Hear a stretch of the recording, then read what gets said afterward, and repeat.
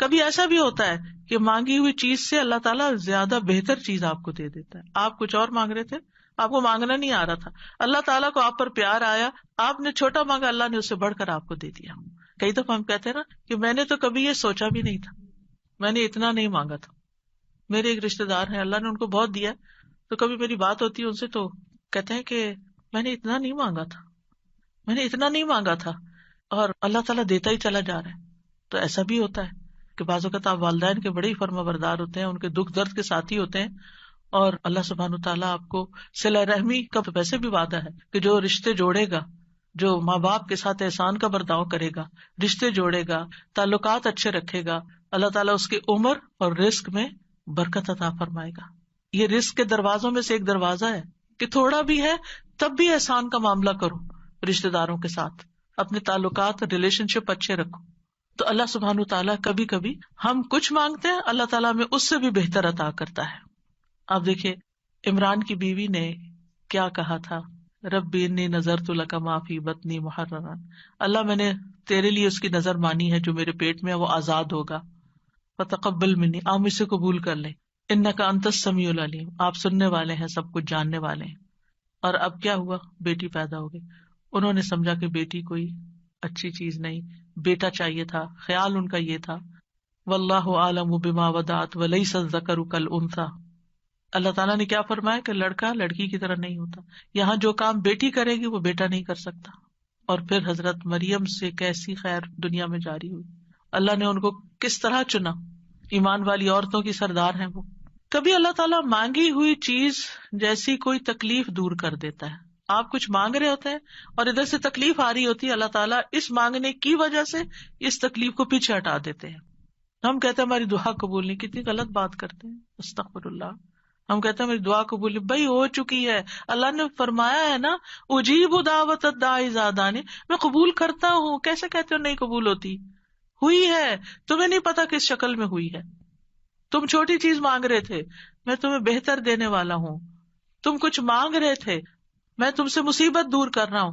اگر وہ مصیبت دور نہ کرو تو یہ تمہاری مانگی ہوئی چیز مل بھی جائے تو تم فائدہ نہیں اٹھا سکتے اس سے.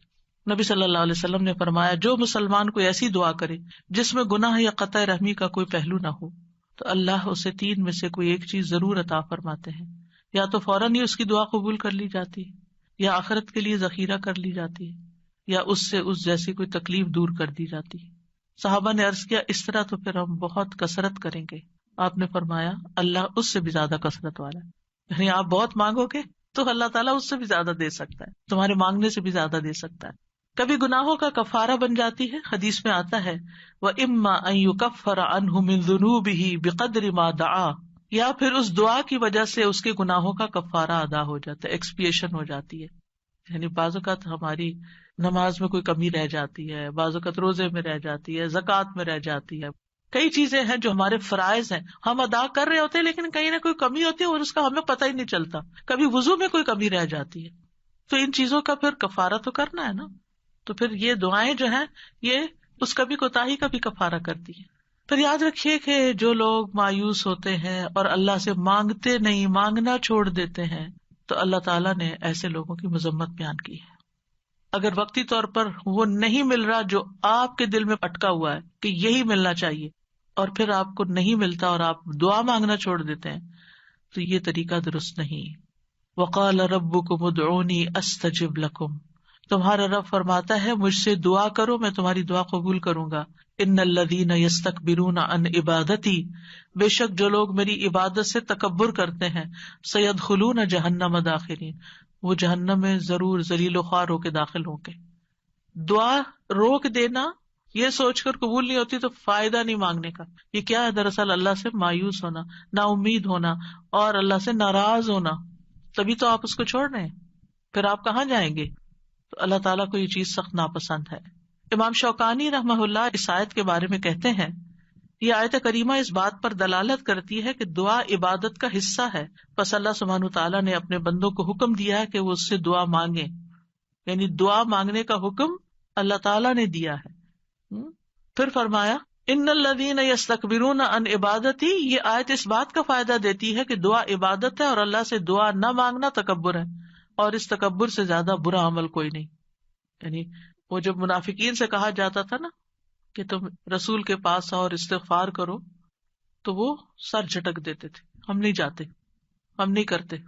آج بھی آپ دیکھیں کہ بعض اوقات کسی کو نیکی کی کوئی بات کہی جاتی کہ یہ صدقہ کر لو، یہ نیکی کر لو، تو وہ سر جھٹک کے چلے جاتے ہیں، اور نہیں تمہارے پاس کچھ کہنے کو، ہر وقت یہی نصیحتیں. تو انسان کی اس میں سب سے زیادہ محرومی ہے کہ انسان دعا چھوڑ دے، اس ہستی سے مانگنا چھوڑ دے جو اس کا خالق ہے، اس کا مالک ہے، اس کا رازق ہے، اس کو زندگی دینے والا ہے، اس کی موت بھی اس کے ہاتھ میں ہے، ثواب اور سزا دینے والا ہے. تو تکبر جو ہے انتہائی ناسمجھی کی چیز ہے اور نعمتوں کی ناشکری ہے. فرعون کیوں ڈوبا تھا؟ فرعون کیوں غرق ہوا؟ تکبر کی وجہ سے. قارون کو کیا مشکل ہوئی؟ قارون کیوں زمین میں دھنسا؟ فرعون پانی میں ڈوبا اور قارون زمین میں دھنسا، ایک خشکی میں ڈوبا اور ایک سمندر میں. دونوں کا مسئلہ ایک ہی تھا اور وہ تھا تکبر، پرائڈ، غرور. تو مشکل وقت میں اللہ کو نہ پکارنا دلوں کی سختی کی علامت ہے. یعنی جو تکلیف کے وقت بھی اللہ سے دعا نہیں کرتا، اس کا مطلب یہ کہ اس کا دل سخت ہو چکا ہے، ہارڈ ہارٹیڈ ہے. سورۃ الانعام میں اللہ تعالیٰ فرماتے ہیں فَلَوْلَا إِذْ جَاءَهُمْ بَأْسُنَا تَضَرَّعُوا، پھر جب ہمارا عذاب ان پر آیا تو انہوں نے عاجزی کیوں نہیں کی، دعائیں کیوں نہیں کی کہ اللہ اس عذاب کو ٹال دے. وَلَكِنْ قَسَتْ قُلُوبُهُمْ، لیکن ان کے دل سخت ہو گئے تھے. وَزَيَّنَ لَهُمُ الشَّيْطَانُ مَا كَانُوا يَعْمَلُونَ، اور شیطان نے ان کے لیے وہ سب خوشنما بنا دیا تھا جو وہ کیا کرتے تھے. ان کے اپنے عمل جو کہ obviously اللہ تعالیٰ کی ناراضگی کے تھے، وہ انہیں بڑے اچھے لگتے تھے اور سمجھتے تھے ہم بالکل ٹھیک کر رہے ہیں، ہم ٹھیک جا رہے ہیں. انسانوں میں سب سے زیادہ عبادت گزار کون تھا؟ اللہ کے رسول صلی اللہ علیہ وسلم. لیکن سب سے زیادہ ہمبلنس اور سب سے زیادہ دعائیں بھی آپ نے مانگی. یعنی جب میں مسنون اذکار دیکھتی ہوں، سبحان اللہ، یعنی کہ آپ تہجد کے وقت اٹھنے کے وقت سے لے کر پھر آپ فجر پڑھنے اور اس کے بیچ میں صبح کے اذکار اور پھر اس کے بعد جو ہر موقع کے اذکار اور پھر نمازیں اس کے علاوہ ہے، تلاوت قرآن اس کے علاوہ ہے، اور پھر رات کو سوتے وقت کے اذکار. یعنی اگر ان سارے اذکار کو انسان جمع کرتا ہے تو یعنی حیرانی ہوتی ہے کہ کس کثرت سے آپ اللہ کو یاد کرتے تھے. اور یہ ہمبلنس کی علامت ہے، حالانکہ آپ سب سے زیادہ عبادت گزار تھے، پھر بھی سب سے زیادہ دعائیں کرتے تھے، اللہ سے مانگتے رہتے تھے. اور لوگوں میں سب سے زیادہ بے بس وہ ہے جو دعا مانگنے سے بے بس ہے، جو دعا نہیں مانگتا. یاد رکھیے اللہ تعالیٰ سے مایوس ہونا کبیرہ گناہ ہے. ابن عباس کہتے ہیں ایک آدمی نے کہا اے اللہ کے رسول، کبیرہ گناہ کون کون سے ہیں، بڑے بڑے گناہ کون سے ہیں؟ آپ نے فرمایا اللہ کے ساتھ شرک کرنا، اللہ کے رزق سے مایوس ہو جانا اور اللہ کی رحمت سے مایوس ہونا. کبھی بھی مایوس نہیں ہونا چاہیے. پھر ایک اور بات اس سلسلے میں یہ یاد رکھی جائے کہ جہاں ہمیں اللہ سے مانگنا چاہیے وہاں ہمیں غیر اللہ سے نہیں مانگنا چاہیے، کیونکہ اللہ کے سوا سب سہارے کمزور ہیں. اب دیکھیں قرآن مجید میں صحابہ نے جتنے بھی چیزوں کے بارے میں پوچھا اس کے بارے میں آتا ہے یسألونک، وہ آپ سے سوال کرتے ہیں، وہ سوال کرتے ہیں. لیکن جب دعا کے بارے میں پوچھا تو اللہ تعالیٰ نے کیا فرمایا وَإِذَا سَأَلَكَ عِبَادِي عَنِّي، میرے بندے جب آپ سے سوال کرتے ہیں. سوال کا انداز کتنا اچھا لگا، اللہ تعالیٰ کو کتنا پسند آیا کہ سوال کرنے والوں کو میرے بندے کہا، اپنے بندے کہا. اس سے آپ اندازہ لگائیے دعا کی اہمیت کا. تو اللہ تعالیٰ نے یہ نہیں کہا قل یا فقل انی قریب، فرمایا انی قریب وَإِذَا سَأَلَكَ عِبَادِي عَنِّي فَإِنِّي قَرِيب، بس انہیں بتا دو کہ میں قریب ہی ہوں. گویا بندے اور اللہ کے بیچ میں کوئی واسطہ وسیلہ نہیں، کوئی اور نہیں، بس بندہ اور اللہ. ہم بیچ میں اوروں کو لے آتے ہیں. ہمارے معاشرے میں کتنا عام ہے کہ کوئی کسی پیر کو لے آتا ہے اور کوئی کسی بزرگ کو لے آتا ہے، اور دور جاہلیت میں فرشتوں کو اور بتوں کو اور معلوم نہیں کس کس کو. مَا نَعْبُدُهُمْ إِلَّا لِيُقَرِّبُونَا إِلَى اللَّهِ زُلْفَىٰ. مانگیں اللہ سے، غیر اللہ کی طرف نہیں جائیں. غیر اللہ کے سہارے سب کمزور ہیں. مَثَلُ الَّذِينَ اتَّخَذُوا مِن دُونِ اللَّهِ أَوْلِيَاءَ كَمَثَلِ الْعَنكَبُوتِ اتَّخَذَتْ بَيْتًا وَإِنَّ أَوْهَنَ الْبُيُوتِ لَبَيْتُ الْعَنكَبُوتِ لَوْ كَانُوا يَعْلَمُونَ. ان لوگوں کی مثال جنہوں نے اللہ کے سوا اور مددگار بنا رکھے ہیں، مکڑی کی مثال جیسی ہے جس نے گھر بنایا، حالانکہ بے شک سب گھروں میں سے کمزور گھر مکڑی کا ہے اگر وہ جانتے ہوتے۔ غیر اللہ تو ایک مکھی بھی پیدا نہیں کر سکتے۔ غیر اللہ کو پکارنا سب سے بڑی گمراہی ہے۔ وَمَنْ أَضَلُّ مِمَّن يَدْعُو مِن دُونِ اللَّهِ مَن لَّا يَسْتَجِيبُ لَهُ إِلَىٰ يَوْمِ الْقِيَامَةِ وَهُمْ عَن دُعَائِهِمْ غَافِلُونَ۔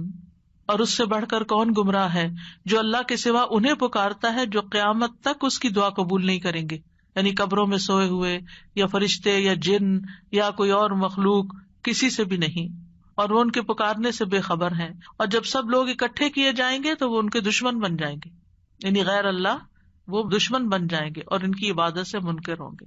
کیوں نہیں پکارنا چاہیے غیر اللہ کو؟ کیونکہ اللہ کے سوا کوئی کسی چیز کا مالک نہیں ہے، وہ دعا قبول کرنے کی استطاعت نہیں رکھتے۔ پہلی بات یہ کہ وہ سنتے بھی نہیں ہیں، قبر میں نہیں سنتے، وہ جب وہ سنتے نہیں ہیں تو پھر آپ کی بات کا جواب بھی نہیں دیتے، اور آپ کی ضرورت کہاں سے پوری کریں گے یا آپ کے لیے وسیلہ کہاں سے بنیں گے، مدد کرنے کی طاقت بھی نہیں رکھتے۔ سورۃ الاعراف میں آتا ہے والذین تدعون من دونہ لا یستطیعون نصرکم ولا انفسہم ینصرون، تم جنہیں اللہ کو چھوڑ کر پکارتے ہو نہ وہ تمہاری مدد کر سکتے ہیں اور نہ خود اپنی مدد ہی کے قابل ہیں، نہ وہ نفع دے سکتے ہیں نہ نقصان دور کر سکتے ہیں، نہ تکلیف کو ہٹا سکتے ہیں نہ اس کو بدل سکتے ہیں۔ رسول اللہ صلی اللہ علیہ وسلم نے فرمایا جو شخص اس حالت میں مر جائے کہ وہ اللہ کے سوا اوروں کو بھی پکارتا ہو تو وہ آگ میں داخل ہوگا۔ کتنی سخت بات ہے۔ کیسے لوگ کہتے ہیں یا علی، یا پیر عبد القادر جیلانی، اور یا پتہ نہیں کون کون، نہیں، اللہ کے سوا کسی کو نہیں پکارنا۔ تو بہرحال ہم سب کو اللہ ہی کی طرف رجوع کرنا ہے اور اللہ ہی سے دعا کرنا ہے۔ اللہ سبحانہ تعالیٰ سے دعا ہے کہ وہ ہمارے اس علم کو ہمارے سینوں میں محفوظ کر دے اور ہمیں اس عبادت کی توفیق عطا فرمائے اور ہم سے راضی ہو جائے اور ہماری خطائیں معاف کر دے۔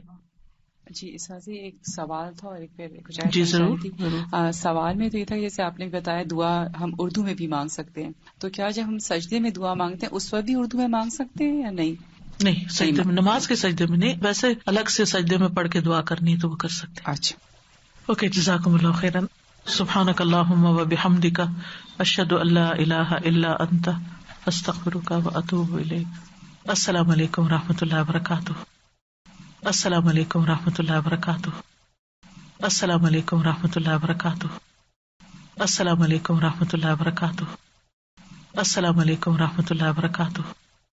السلام علیکم ورحمۃ اللہ وبرکاتہ۔ السلام علیکم ورحمۃ اللہ